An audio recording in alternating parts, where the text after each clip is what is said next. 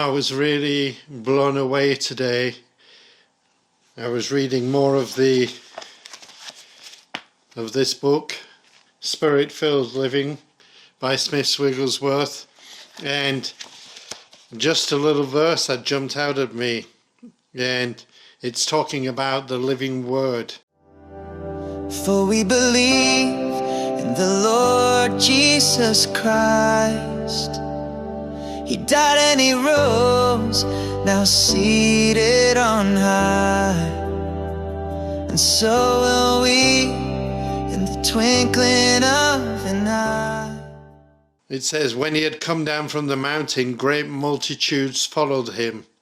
Well, we know that people followed Jesus wherever he went, in great multitudes, big crowds like you could never ever imagine.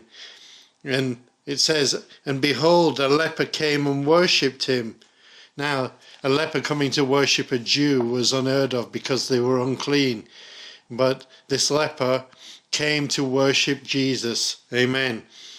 And he said to the Lord, he said, if you are willing, you can make me clean. Then Jesus put out his hand and touched him. Now, a Jewish person would never, ever touch somebody with leprosy because, like I said a few moments ago, they were classed as unclean. And especially a religious leader or a religious figure like Jesus, it would be unheard of.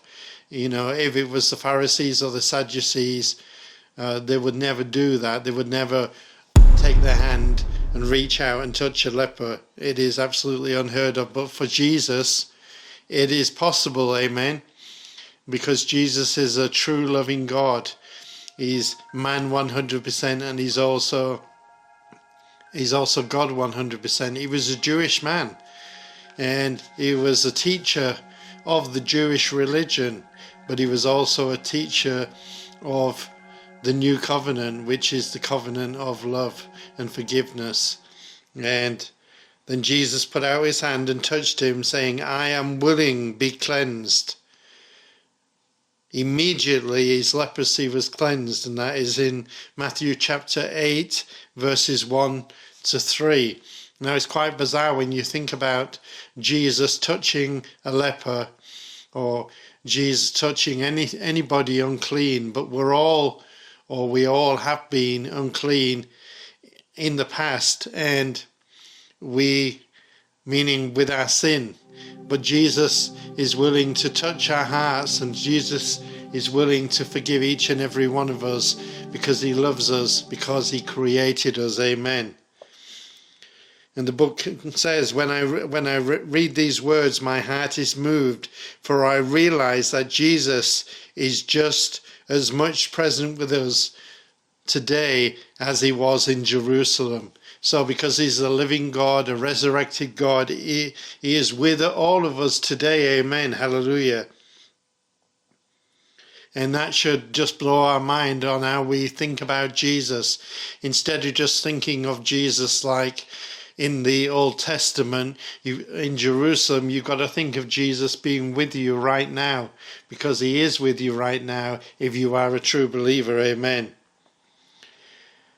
And you've got to think about how it changes each and every one of us, and how we comprehend it, how we understand it. For me, it's quite mind-blowing, and I suppose it is for you, because we like to think of those parables and the stories in the Bible, and that's as far as we go. We just see them as parables and stories. We don't see them as it should be, that Jesus is the true living God. Amen. Hallelujah.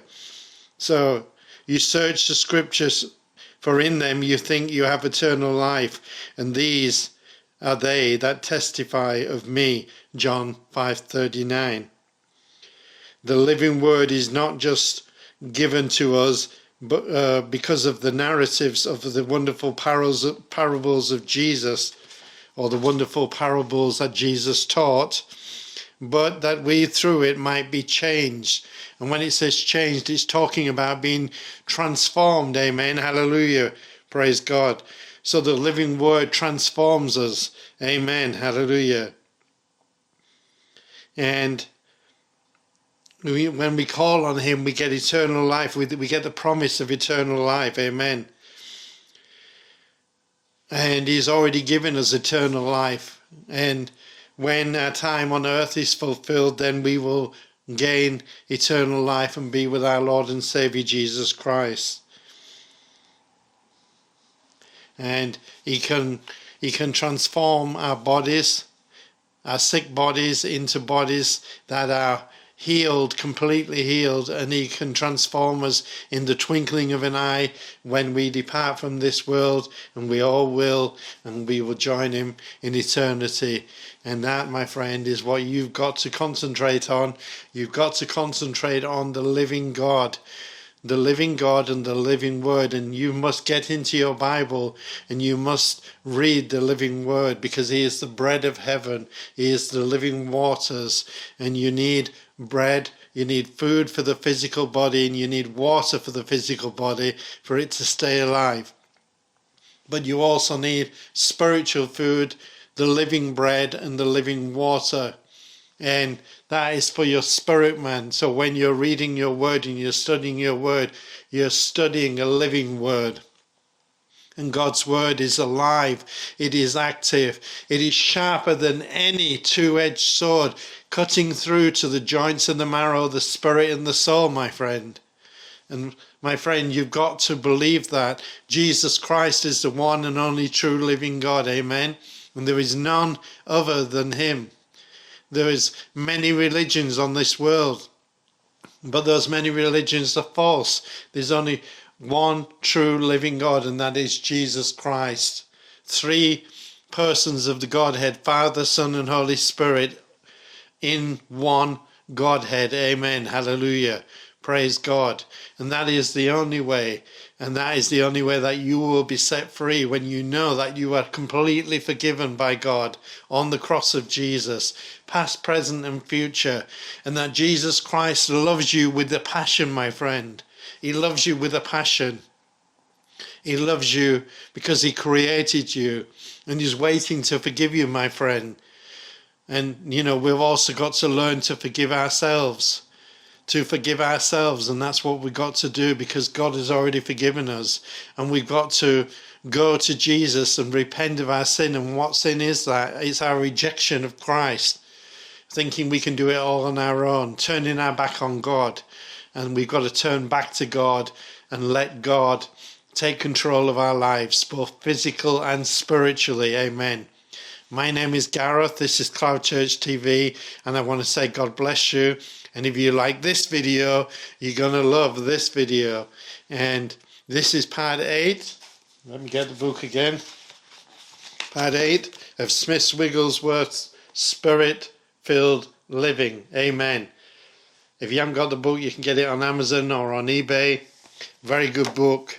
And just from that very short amount of teaching today, then you are going to really enjoy it. So like I said earlier, the video may not have popped up a few seconds back, but if you loved this video, you're going to absolutely love this video here. So do watch it, my friend. Do watch the video. That it was the part before, part 7. That's what I'm going to put up here. And you must watch it, my friend, and you will be blessed. Amen. God bless you. Bye for now.